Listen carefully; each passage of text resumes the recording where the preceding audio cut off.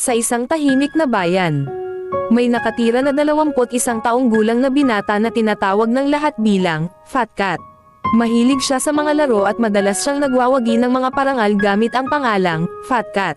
Ngunit sa tunay na buhay, hindi gaanong maganda ang kanyang kalagayan. Isang araw, nakilala ni Fat Cat ang isang babae online.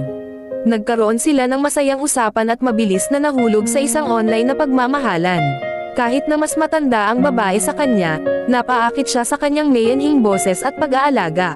Upang makasama ang babae, iniwan ni Fat Cat ang kanyang trabaho at pumunta sa lungsod ng babae. Subalit sa pagdating niya doon, hindi gaanong interesado ang babae na maging kasintahan niya. Gayunpaman, nag-arkila si Fat Cat ng isang maruruming bahay at nagsimulang maghintay, umaasa na mapanumbalik ang pagmamahal ng babae sa kanya. Nagtrabaho siya ng husto, naglalaro ng mga laro araw at gabi para kumita ng pera. Kahit nagtitipid siya para sa sarili, hindi siya nagdalawang isip na gastusan ang babae. Sa kabila ng tamis na salita ng babae, lalo pang nasasangkot si Fat Cat.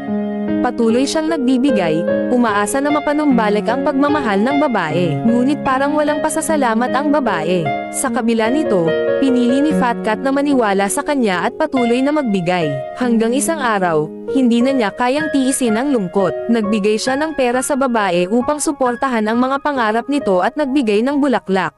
Ngunit walang reaksyon mula sa babae. Sa wakas, naglakad si Fat Cat patungo sa ilog at tumalon, hindi na nagbalik. Ang kwentong ito ay malungkot at nagpapakita ng mga aral.